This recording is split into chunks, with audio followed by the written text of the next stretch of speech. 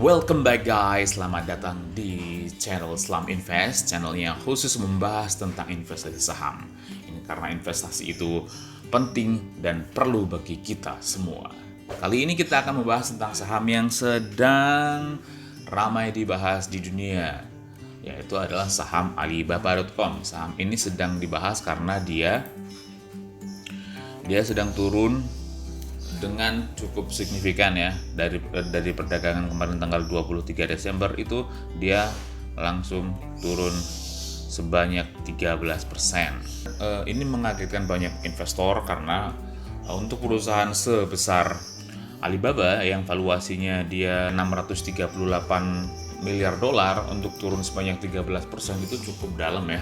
Bahkan kalau kita lihat lagi, dia kalau dihitung dari sebulan terakhir dia sudah turun sebanyak 19,7%, tepatnya sih 20%. Kalau dari titik tertingginya Alibaba ini sudah turun sebanyak 30%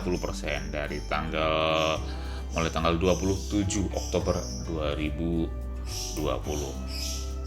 Pertama-tama kita bahas dulu apa sih Alibaba ini. Bagi sobat investor yang belum tahu tentang Alibaba ini, jadi Alibaba ini adalah marketplace ya. Usahanya ada banyak, tapi yang paling utama adalah marketplace. Alibaba ini adalah perusahaan konglomerat multinasional di Tiongkok yang memiliki spesialisasi dalam e-commerce, retail, internet, kecerdasan buatan, dan teknologi. Alibaba didirikan pada tahun 1999. Perusahaan ini menyediakan layanan penjualan konsumen ke konsumen, bisnis ke konsumen, dan bisnis ke bisnis. Nah, Alibaba ini lebih fokusnya ke bisnis ke bisnis. Kalau yang konsumen ke konsumen, dia punya Lazada kalau di Indonesia. Ya, Lazada itu adalah juga anak perusahaan dari Alibaba. Dan juga Alibaba juga punya layanan pembayaran elektronik ya, Ant Financial. Ini adalah Ant Group ini ya. Ini adalah anak perusahaan dari Alibaba. Jadi dia punya banyak banget anak perusahaan ini. Kalau di e-commerce-nya bisnis Alibaba punya Alibaba.com. Kalau di financial technology dia punya antsgroup.com, dan kalau di Indonesia kalau yang konsumen ke konsumen dia punya Lazada.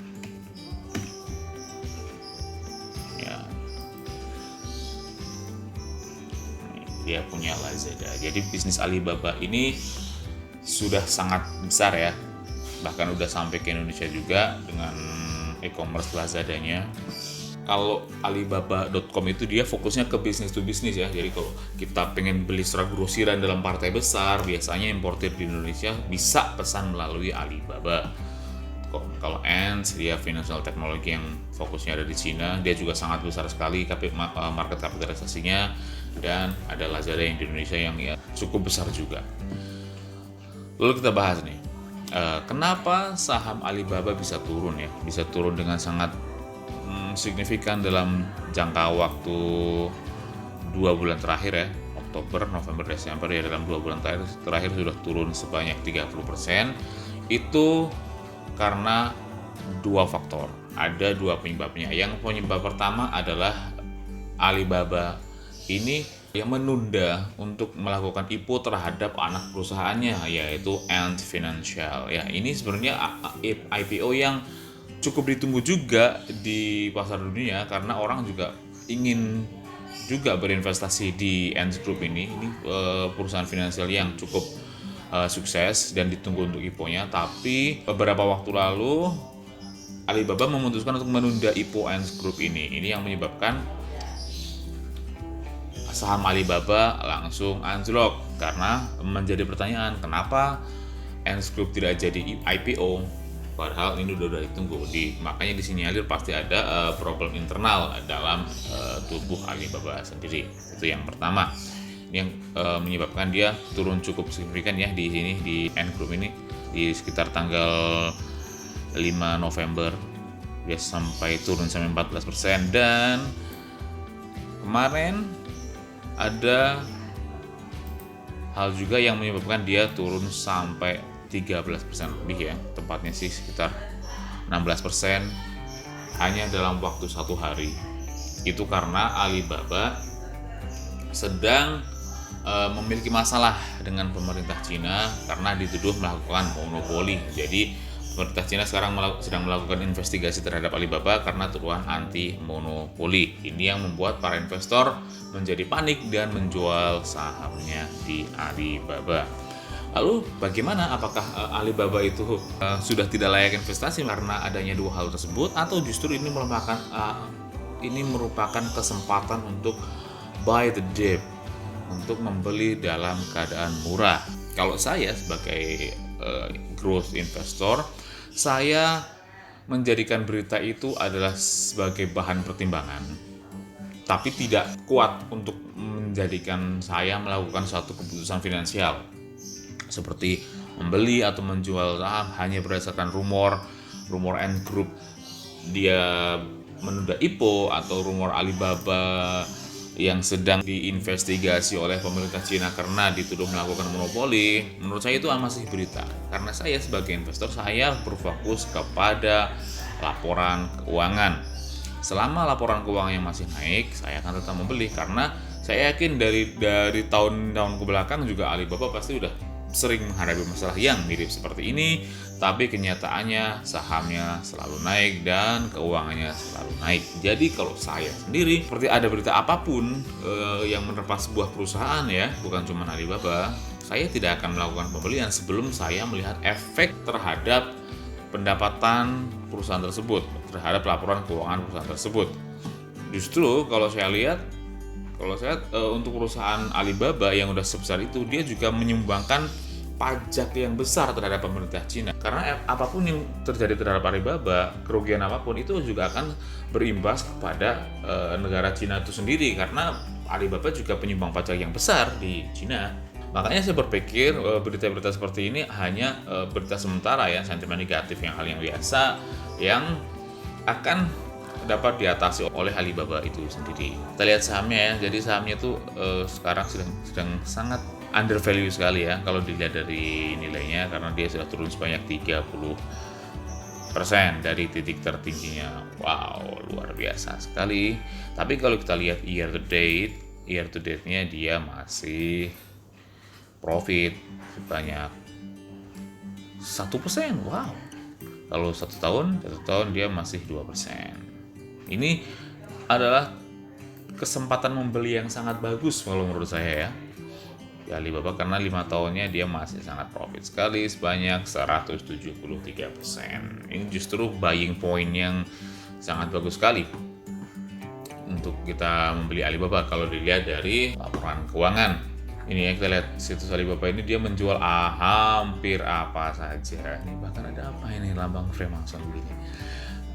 Dia menjual semuanya, semua yang bisa dijual. Dia semacam hampir mirip dengan Amazon, tapi beda, karena Amazon tuh lebih fokus ke konsumen to konsumen, sedangkan Alibaba tuh lebih fokus ke bisnis to bisnis untuk grosiran. Kalau yang konsumen to konsumen bahkan menurut saya lebih bisa dibandingkan dengan Lazada daripada Alibaba. Oke, kita lihat stoknya ya, kita lihat sahamnya. Kita lihat menurut Yahoo Finance, Alibaba memiliki market capital sebesar 638 miliar dolar. Kita lihat konsensusnya, dia selalu berada di atas prediksi ya. Di kuartal keempat 2019, kuartal 1 2020, kuartal 2, kuartal 3 2020, Alibaba selalu berada di atas prediksi konsensus IPS-nya ya. Kita lihat dari segi finansial juga sangat bagus sekali, dia selalu naik per tahunnya, dan dia sudah membukukan laba ya. Alibaba sekarang sudah untung. Kalau e-commerce yang lain, kalau di Indonesia mungkin kayak Tokopedia, Shopee, itu dia masih belum membukukan untung, tapi ternyata Alibaba dia sudah membukukan keuntungan. Jadi ya, pertumbuhannya sangat bagus sekali ya. Kenapa Alibaba sudah membukukan keuntungan? Karena bisnis utamanya sendiri, Alibaba.com, itu adalah perusahaan e-commerce dari bisnis to bisnis yang tidak perlu banyak promo. Beda dengan kayak konsumen to konsumen yang harus mengeluarkan banyak promo seperti gratis free ongkir atau mungkin promo diskon dan lain sebagainya. Tapi kalau bisnisnya adalah bisnis to bisnis, yaitu jual beli antar bisnis, itu tidak perlu banyak promo. karena partainya sendiri sudah besar dan partai besar itu otomatis harganya juga lebih murah. Kita lihat per kuartalnya, ini kuartalnya juga bagus sekali ya, sangat stabil. Ini sempat turun sedikit revenue-nya di kuartal pertama tahun 2020 karena pada saat itu sedang merebaknya virus pandemi corona, jadi semua terdampak ya, termasuk Alibaba sendiri. Tapi di kuartal kedua dia langsung naik pendapatannya lagi secara stabil kembali. Itu sangat bagus sekali ya, annualnya sangat bagus, cantik sekali kenaikannya, bahkan labanya juga bagus. Dan kita lihat trennya, rekomendasi dari para analis untuk buy itu sangat bagus sekali ya. Ini posisinya di 1,6, posisinya strong buy. Kita lihat ini semua merumuskan buy karena memang investor yang bagus itu berfokus hanya pada laporan keuangan. Kalau sentimen, berita itu bisa sebagai bahan informasi tapi kurang kuat untuk menentukan sebuah tindakan finansial ya sebelum investor itu melihat laporan keuangannya. Dan saya lihat laporan keuangannya sejauh ini masih baik-baik saja, jadi masih layak untuk beli. Tapi bisa jadi ini berubah kalau ternyata di kuartal keempat tahun 2020 tiba-tiba laba Alibaba langsung anjlok turun. Nah itu nanti bisa jadi bahan pertimbangan lagi. Tapi untuk yang laporan keuangan terbaru sampai sekarang, posisi keuangannya masih sangat bagus sekali. Bahkan kita lihat averaging price-nya, harga rata-ratanya sekarang di titik low ya. Low-nya itu $220, sekarang harganya di $220. Itu sangat posisi yang sangat rendah sekali dari titik tertingginya di angka $393. Dan rata-ratanya di 200 di angka $338. Jadi sekarang posisinya di sangat rendah sekali. Kita lihat revenue-nya ya, pertumbuhan pendapatannya. Ini Alibaba ini bagus sekali, dia selalu mencetak kenaikan pertumbuhan pendapatan. Ini revenue ya, yaitu pendapatan yang belum dikurangi dengan beban yang menghasilkan net profit. Ini masih revenue. Dan bagi perusahaan-perusahaan yang masih bertumbuh, memang yang paling penting adalah pendapatan, karena laba biasanya akan diinvestasikan kembali, jadi menjadi kurang untuk bisa dijadikan bahan pertimbangan untuk membeli sebuah saham growth stock ya, karena growth stock itu yang paling penting adalah pertumbuhan pendapatan. Dan pendapatannya Alibaba ini selalu tumbuh ya, kita lihat dari tahun 2014 dia bahkan tumbuh sampai 137% year on year quarterly growth-nya. Dia sempat minus 8% sebentar, terus dia naik lagi 28, 27, 26%, 29 dan terus naik sampai di tahun 2020. Ini kuartal pertama dia mampu menumbuhkan sebanyak 6%, padahal kita tahu pada bulan Maret 2020 ini Cina diterpa pandemi COVID-19 di Wuhan ya untuk yang pertama kali, tapi Alibaba masih mampu mencetak pertumbuhan pendapatan dan di kuartal kedua langsung naik lagi menjadi 29,99%, dan di kuartal ketiga tahun 2020, kuartal yang paling baru ini, Alibaba mampu mencetak pertumbuhan sebesar 37,16% year on year quarterly growth. Ini sangat bagus sekali. Pendapatan bersih juga hampir selalu naik ya. Perhatikan di tahun 2019 kuartal ketiga ini bahkan sampai naik sebesar 247,93%. Kuartal 4-nya ada naik 56%, dan ini di kuartal pertama tahun 2020 wajar sekali ya dia hanya naik sedikit, tapi kuartal kedua dia mampu melompat sampai 117%. Kuartal ketiga dia pertumbuhannya minus 58% labanya. Perhatikan, minus di sini bukan berarti dia rugi ya.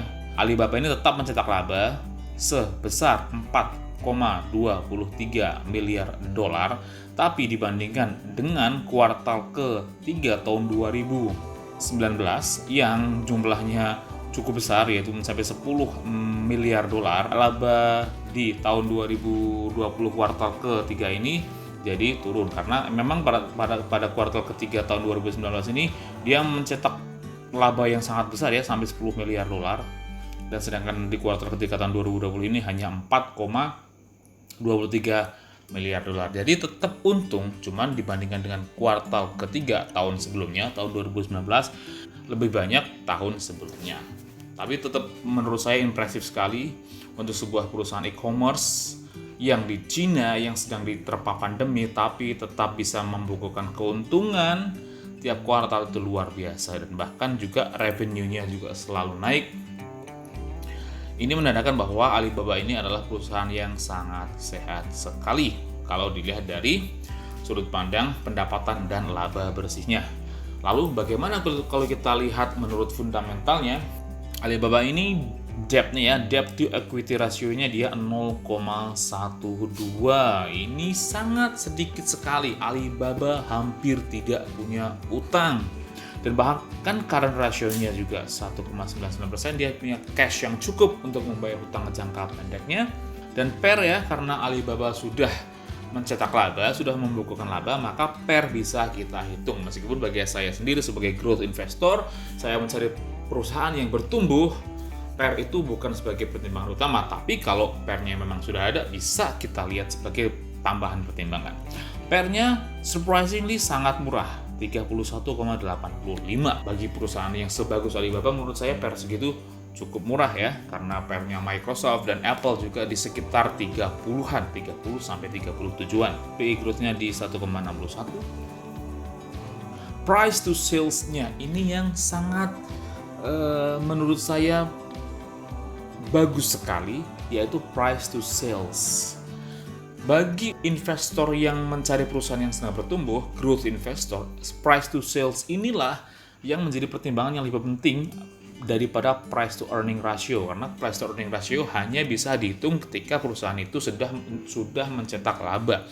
Sedangkan banyak perusahaan-perusahaan yang growth yang sedang bertumbuh itu dia tidak berfokus pada laba, karena labanya akan diinvestasikan kembali untuk membesarkan perusahaan. Maka standar yang lebih tepat untuk menilai sebuah perusahaan yang bertumbuh adalah dengan menggunakan price to sales, yaitu dia dari market capital dibagi dengan penjualan. Dan ternyata price to sales-nya Alibaba ini hanya 8,34. Ini menurut saya murah sekali untuk perusahaan e-commerce sebesar Alibaba dan sebagus Alibaba. Surprisingly price to sales-nya masih murah.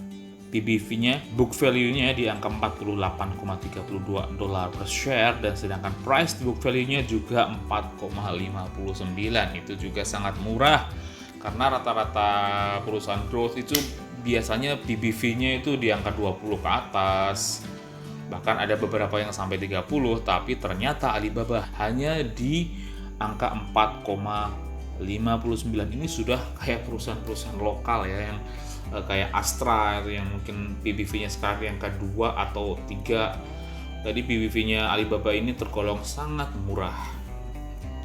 Net income-nya dia 21 miliar, net marginnya sangat besar untuk ukuran sebuah perusahaan e-commerce ya, di 22,56%. ROE ini, return on equity-nya juga cukup tinggi, 12,79% ya. Jadi perusahaan Alibaba ini sangat bagus kalau kita lihat dari sudut pandang fundamental. Lalu kita lihat dari rekomendasi analis di situs eToro. Analis di eToro bahkan 100% ya, perhatikan 100% merekomendasikan untuk buy. Price targetnya kalau rendah dia di 290, bahkan prediksi rendah pun lebih tinggi dari harga sekarang. Harga sekarang di 221,9, sedangkan prediksi terendahnya saja di 290. Prediksi terendahnya saja naik ya. Sedangkan prediksi rata-ratanya average price-nya di 338, dan prediksi tertingginya high estimate ada di 365. Itu tiga-tiganya prediksi baik yang rendah, rata-rata maupun yang prediksi tinggi itu semuanya naik. Tapi downside-nya, resikonya adalah Alibaba sekarang yaitu sedang diperiksa oleh pemerintah Cina terkait masalah monopoli. Kalau menurut saya hal itu akan bisa diatasi oleh Alibaba dan sahamnya akan segera naik kembali. Oke, cukup sekian saja pembahasan tentang Alibaba. Jangan lupa klik like, share, dan komen. dan juga subscribe jika Anda belum. Dan sampai jumpa, salam investasi.